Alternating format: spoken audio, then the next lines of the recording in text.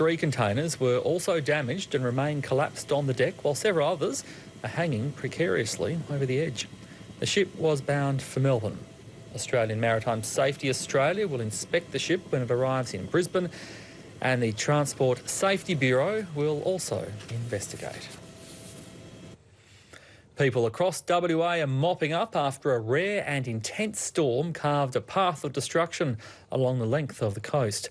Emergency services received hundreds of calls for help, and at its peak, more than 65,000 properties were without power. The storm's full force was on display at Cottesloe Beach. It had barreled along the length of the coast. These surfers were undeterred despite the warnings. I want to reiterate that people should not be on the water. You'll be risking not only your life, but the marine rescue volunteers who will be called upon to help you. The monster waves caused significant erosion at many beaches. Here in North Fremantle, Port Beach has all but disappeared again after the storm swell coincided with an extremely high tide. Part of the car park was washed away, despite the hundreds of thousands of dollars spent to shore up the area. The tides rose much higher than the predicted tide, and there was certainly coastal inundation along many places along the west coast. While in the river at Bicton, a yacht broke its mooring and was swept into the cliffs, and the winds forced this Royal Flying Doctor's flight to turn back. There are also reports of debris and flooding impacts some of the roads around the state. The SES has received more than 500 requests for assistance since 8 a.m. yesterday. That's about one call every minute, as trees were torn from the ground and roofs ripped from buildings. Western Power crews have been deployed throughout the state and have days of work ahead of them. Conditions remain very hazardous out there still for our crews, and so we are doing what we can to restore power, but those conditions are preventing us to do the substantial repairs that will be required ultimately. The outages caused havoc with traffic, as did the swollen Swan River. The Blue Boat Shed was cut off, and walking and cycle paths totally submerged. But the metro area avoided significant damage, and it's largely water under the bridge for Perth. James Carmody, ABC News. From the Gascoyne to WA's southwest, the wild weather caused hundreds of thousands of dollars damage and also lost income. The southwest Capes region bore the brunt of the destructive winds, with gusts of up to 132 kilometres an hour at Cape Leeuwin. A foaming fury in full force. The footbridge at Canal Rocks in Yallingup smashed into splinters. Further south, a lone swimmer braves the pounding waves at Margaret River's Narrabut Beach.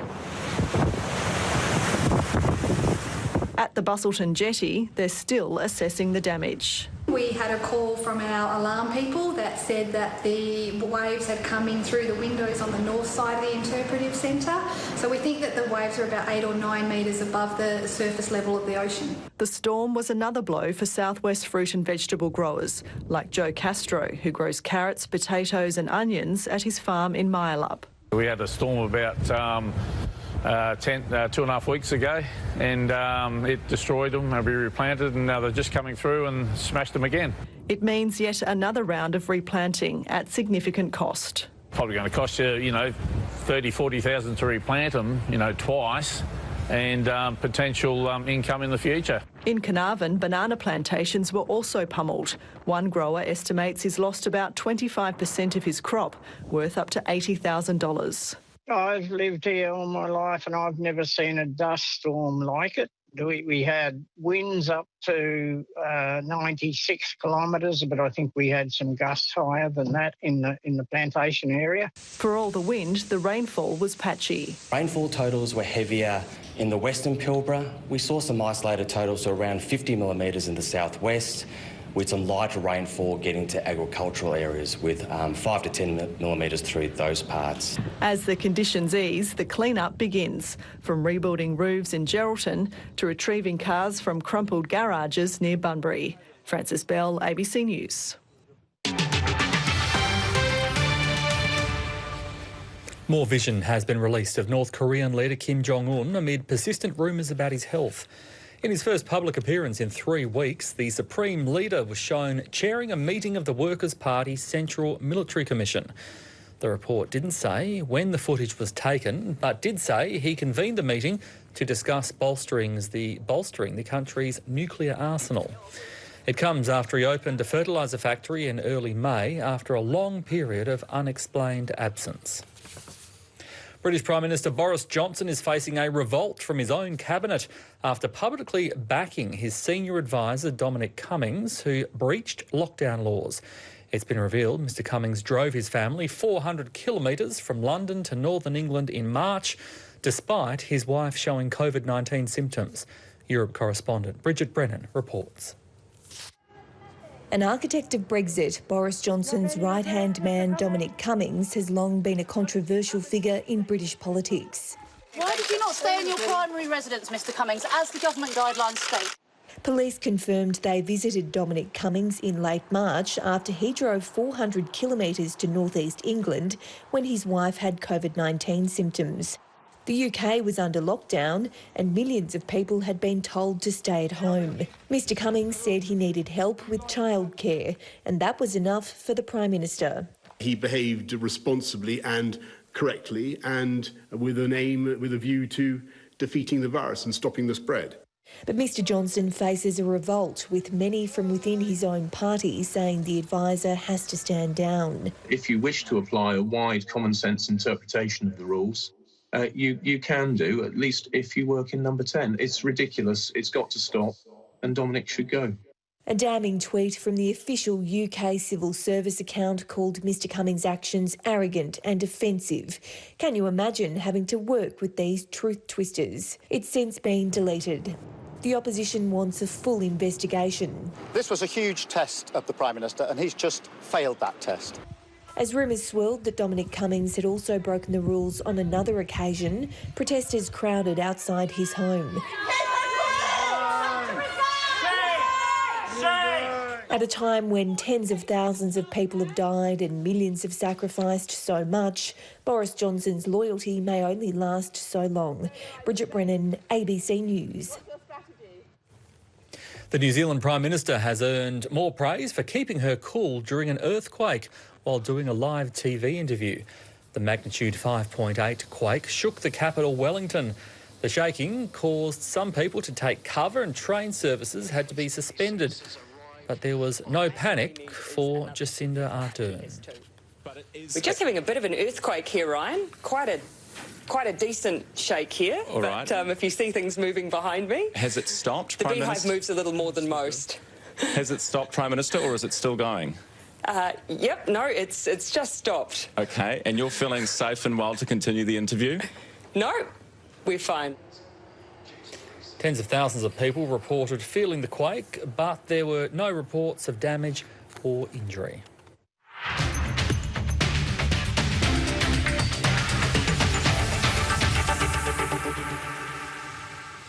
The AFL has released the fixture for the return of football, with Collingwood and Richmond to get the season back underway on the 11th of June. Players have stepped up training with their first contact sessions since restrictions were lifted.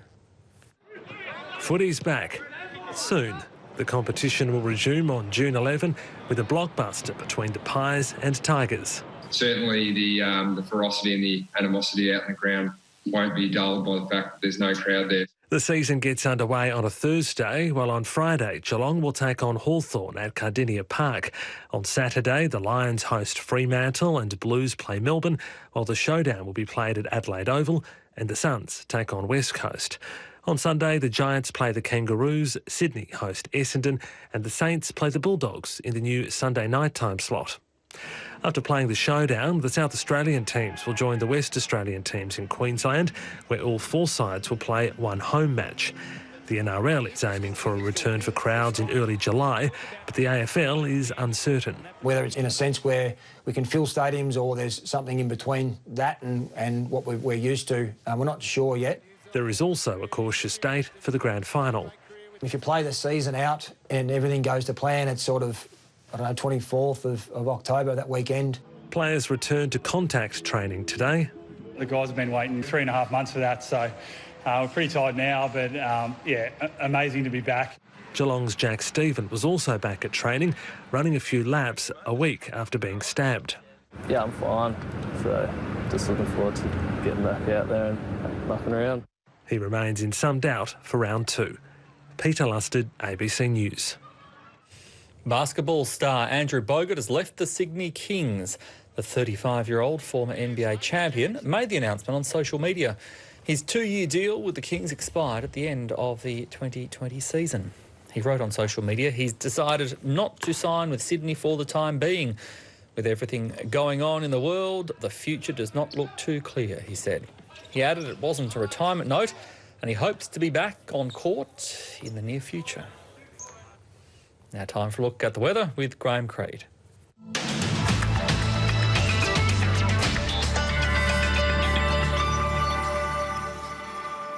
Low pressure systems about the east and west of the continent have been the dominant features through the weekend, but they're both slowly starting to move away from the mainland, so the severe conditions are easing, although we've still got some big swell about parts of the east coast and down around the southwest of Western Australia.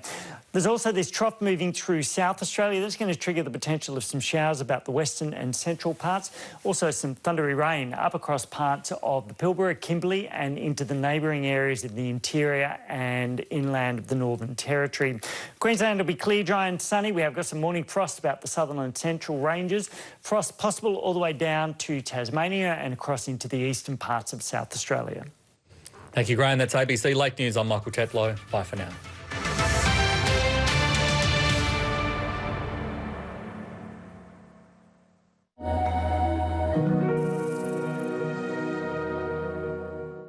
At the moment, what most worries you? A large second wave. It's the most worrying thing of all. 7:30's special coverage. There is the possibility that we will see an uptick. With the latest facts and information. We're not out of the woods, really, until we can operate at full capacity again. We could be in store for a mild flu season. Comprehensive coverage all week. I will just urge everyone to stay resilient. You are our best hope of stopping coronavirus. 7:30, Monday to Thursday, ABC Australia. Australians are losing faith in their leaders. A royal commission into the banks, sexual abuse in the churches, a revolving door at the top in Canberra. But the truth is, there is an abundance of leadership out there. You just have to know where to look. In a special season of 1+1, Barry Cassidy meets some inspiring Australians who are leading the way. Executing it, rolling your sleeves up and doing it, that's the tough part of leadership. 1+1 on ABC Australia. We weren't told a damn thing. Absolutely nothing. You're hiding from something you don't know, and where do you hide? Outbreak on board. Everybody on that ship wants to know the truth. How the Ruby Princess became a global health hazard. Was there criminal negligence that contributed to the deaths of any of those people? The lies, just the lies. They put the mighty dollar first. We thought we were going to go into the problem. We didn't realise we were going to be the problem. Four Corners, Tuesdays, ABC Australia. Nobody had a job. Let's just make something. 3 days later, she's written the whole 6-parter. Performers and the pandemic. How do you say viral in Russian? Millions of people have watched it. Hair and makeup department, which, as you can see, I've done myself. We've never not worked. Lazy is not sexy. Australian Story Special, Wednesday on ABC Australia.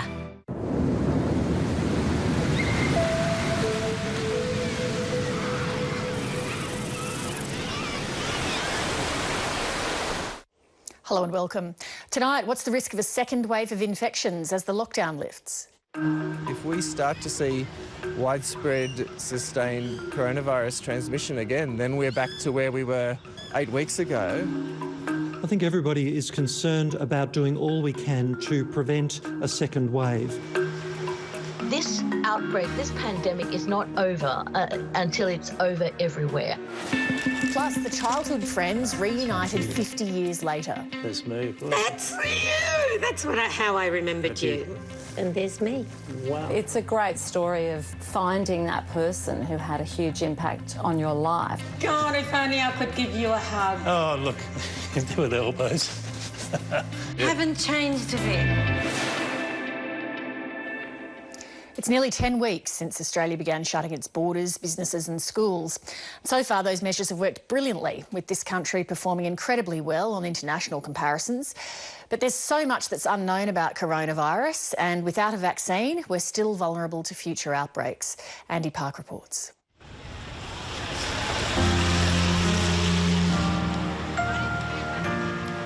The empty autumn grounds of Sydney's Woollahra Public School are welcoming back the sound of 777 school kids.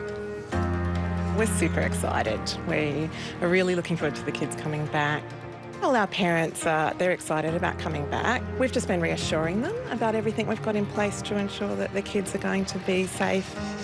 So yes, they're leaving their kind of bubble of home. Principal Nicole Malloy and her staff's rapid pivot to flexible online learning during the crisis now switches back to face-to-face. Getting some games out. Fantastic. And I'm just showing Nat how this one works. You know a lot more about responding to these crises than you did 3 months ago. So does that make you more ready in case it might happen again? Yeah, absolutely. I feel we'd be well prepared if there was any sort of hurdle along the way. Parents too, for the sake of their children's education, are putting aside their fears of a resurgence of coronavirus. We're so happy to be sending them back to school. And have you missed your friends at school? I've missed them a lot. It'll be great to see my friends again. We were terribly worried about actually getting their education still sorted out.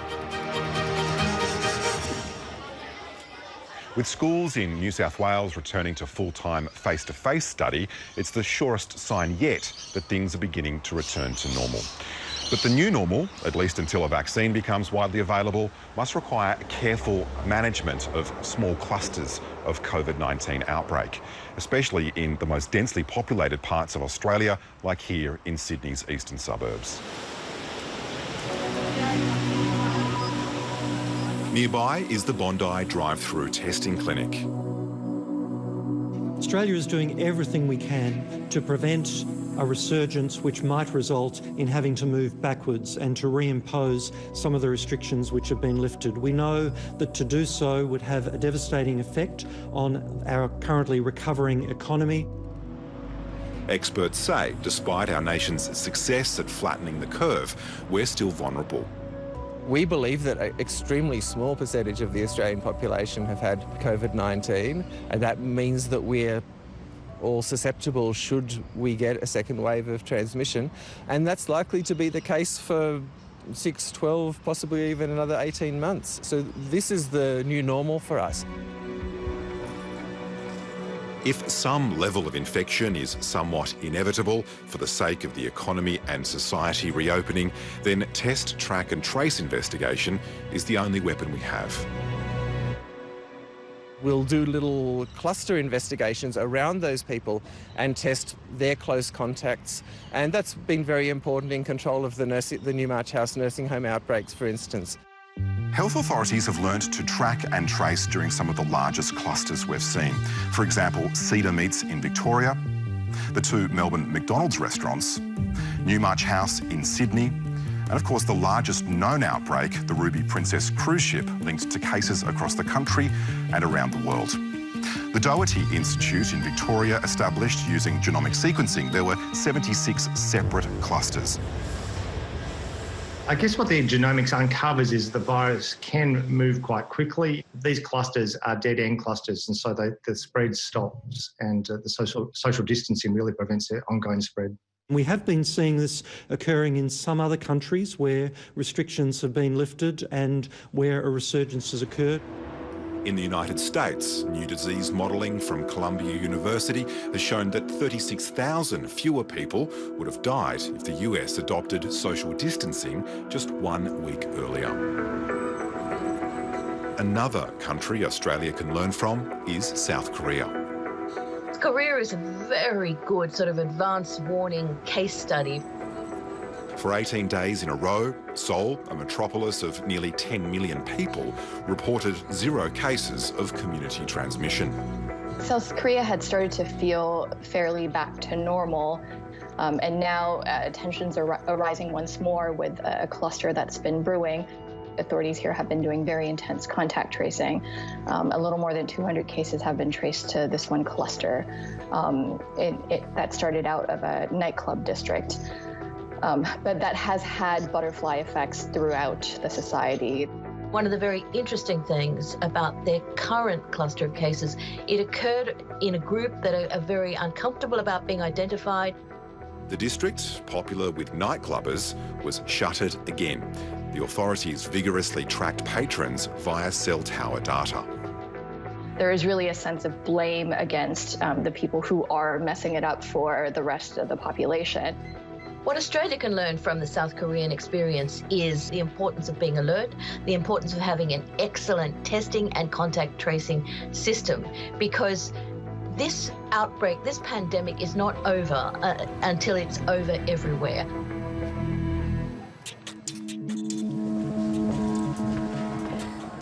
Intensive care units like this one at Royal Melbourne Hospital are now much better prepared than they were 3 months ago when case numbers first spiked.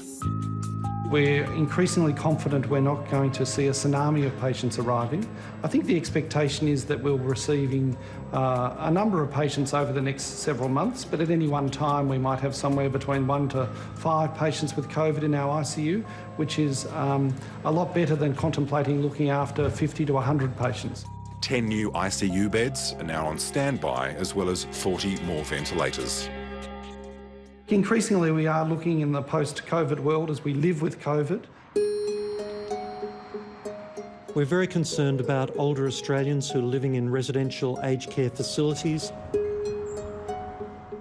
The most vulnerable age group remains isolated in more ways than one. We know that we live in an area that there's been a number of outbreaks. We don't know where the people go and where they've been. We've only been out 3 times, and 2 of those times were early in the morning. What you want to do is have things that people can actually read.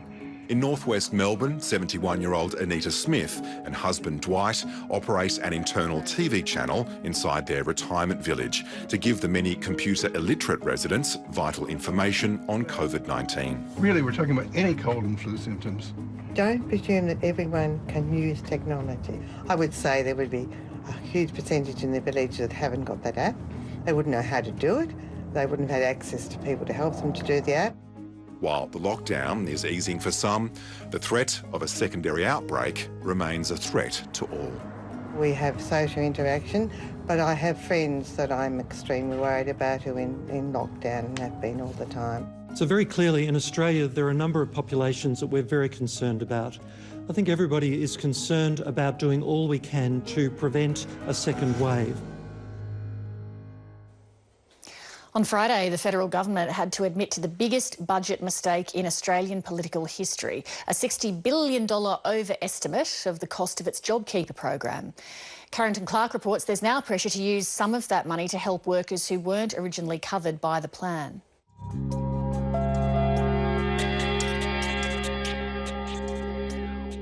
It's difficult to know that there is no safety net for me, that I can't actually access any government assistance when I need to. When Christine McAllister opened her cafe, she had no idea the economy was about to go over a cliff. Making matters even worse, she's missed out on the government's JobKeeper subsidy. Just purely because of the timing of when I opened. And that's the only reason that I'm not eligible. For a business to qualify, it has to be able to demonstrate a 30% loss of income due to the pandemic. Because her business had only just opened, Christine didn't meet the criteria. The red tape they put around applying for JobKeeper means that people that actually do need it can't access it. Adding insult to injury, she's just heard that the government is only spending half as much on the JobKeeper program as it budgeted for. There is no doubt that there is a considerable amount of people who have been displaced from their work who are not captured by JobKeeper or JobSeeker. JobKeeper was announced 2 months ago with a huge price tag. We are committing $130 billion over the next 6 months to support the jobs and livelihoods of what we anticipate of being almost 6 million Australians. Despite calls for the program to cover more workers, the Treasurer ruled out any extra spending. We had to draw the line somewhere. This is a massive call on the public purse, and it is a debt that the country will pay for years to come. And at 6 million people on the JobKeeper program. The applications were processed by the Australian Tax Office, which initially reported the number of requests was on track to match that forecast. But 730 understands alarm bells started ringing inside the ATO when the number of applications surged past 6 million. That prompted a review of the application forms, which revealed many had been incorrectly filled in by employers. On Friday, the ATO and Treasury estimated that 3.5 million workers would receive the payment, rather than 6 million. And the cost would be $70 billion instead of $130 billion. I don't think anyone's seen an economic policy estimate miss of this magnitude. It's a little bit sloppy on the case of the ATO to take so long to pick up the reporting errors that were coming through. We had great success in flattening out the curve, and we went from having a rise in the number of daily cases at 22% in the week leading up to the announcement of the JobKeeper program to now having 35 days straight where the number of new cases has increased by less than 0.5% per day. And so that health miracle has had a real economic benefit, hence the lower number of people who are going to be using the JobKeeper program. There are now calls for the government to make JobKeeper available to more businesses and their employees, or extend the payments past September. It was designed to finish in September in one go. There was a hard stop. And of course, this itself was a problem and is a problem because business will suddenly go from having a substantially subsidised workforce to having no subsidy, and that could result in significant amounts of job losses at the end of September. Steve Fleming lost his job lecturing in astronomy at La Trobe University due to the pandemic. I was disappointed. I almost had tears in my eyes because I've been teaching about astronomy for many, many decades, and to all of a sudden have an email come to say that it stopped was a bit of a shock. Steve can't claim JobKeeper because the government has excluded public universities from the program. I feel angry. I cannot explain to you how angry I feel about it. What makes university workers different from anybody else? There's absolutely nothing. While the government insists spending less money is good news, some economists warn that the economy might stall later this year without more support. For many forecasters, the stimulus was penciled in as a number that was needed to get the economy recovering again in the second half of the year. Now we're going to have less stimulus in the economy. Here's Chief Political Correspondent Laura Tingle with her take. Laura Tingle, the government has largely won plaudits for its coronavirus response, but this is highly politically embarrassing. It is very politically embarrassing. I think that's the crucial bit, that while it seems like a stupendously large number, it was based on a forecast at a time when things were very, very uncertain. So it's embarrassing for the Treasury, and it's politically embarrassing for the government because obviously the Labor Party is making hay of the whole thing and saying, look, it shows you can't trust the government, as the coalition would be doing if it was Labor's problem. So what is the reality then of what is going on in the labour market? Well, I think all this tells us really is that there are 3 million people who weren't eligible for JobKeeper. It doesn't tell us that there are more people unemployed because some people would sort of be in the labour market but just not getting JobKeeper. It does suggest things are stronger than we think, except we know that there are so many people who can't be eligible for JobKeeper. So I think it suggests that things aren't as bad as we thought, but I think we've got to still look at the underlying labour force numbers, which are put together on a completely different basis to see what's happening, and Treasury is still sticking to that forecast that we'll see a 10% unemployment rate. And one thing I think which will be interesting to see, Lee, is the numbers are still muted. The unemployment numbers are still muted by the fact that people who've gone on to Job Seeker, that's the improved dole payment, currently don't have to be out there looking for a job until the beginning of June, and that's actually meaning that they're not being counted as unemployed at the moment. So what are the implications then for what the government will do next? Well, clearly, I think this opens up the problem for them that they've been resisting any change to JobKeeper. There are so many people who aren't being covered and so many industries that are in really big trouble. It's obviously opened the question of what you do with this money. The government's maintaining the line that this isn't extra money, that it's basically money that you're not borrowing from the future. But I think it has put intense pressure on the government to help those sectors like arts and hospitality who are doing it so hard. And the Prime Minister has a major speech tomorrow. Would you expect any of that to be addressed in it? Well, the speech is certainly going to talk about what the Prime Minister sees as things that the government needs to do for particular sectors in the economy who are doing it tough. So there may be some language about that. I don't think it will necessarily go to what happens to Job Seeker. It may be specific areas of the economy like tourism. The interesting thing to watch is that the problem for the government is it ends up looking like it's being ideological on this. If it doesn't respond to areas like arts, like the universities, where there is coalition resistance, where there's a hostility to those sectors, they will look like they're being nasty rather than being pragmatic. Laura Tingle, thank you. Thanks, Lee.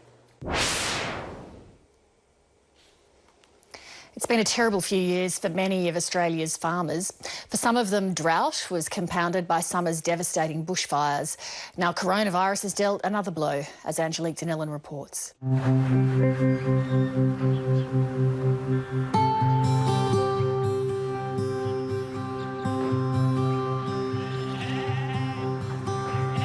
family have been on these properties since 1862 and we bought these properties in 1884. So I'm a sixth-generation farmer. For 40% of my grandfather's life, the world was in crisis. He lived through both the World Wars, the Spanish flu, the Great Depression. And he was always positive and constructive. And if he was here today, he'd just say, "Come on, son, let's get on with it." So that's what I'm doing. Robert Ingram has spent 3 years struggling against drought to keep his merino flock alive. Now he's facing a new challenge, the disruption of coronavirus. I have an uncle on the property who has cancer, and my wife has a kidney transplant, and so she's immune compromised. I have to be very careful about where I go and what I do. As you can see, we're set up for COVID-19 here. With hundreds of sheep to shear, he's had to enforce social distancing measures. We had to reduce the shearing team by half, so instead of normally using 4 shearers as we do, we had to use 2. It doubled the length of shearing, but to me that doesn't matter because we've got to protect the family and we've got to protect the community. But it's what's happening overseas that's causing him the most concern. Demand for wool and prices have dropped. The big question mark for the wool industry in terms of the marketing is China. China takes 85% of our fibre. That's 142 kilos.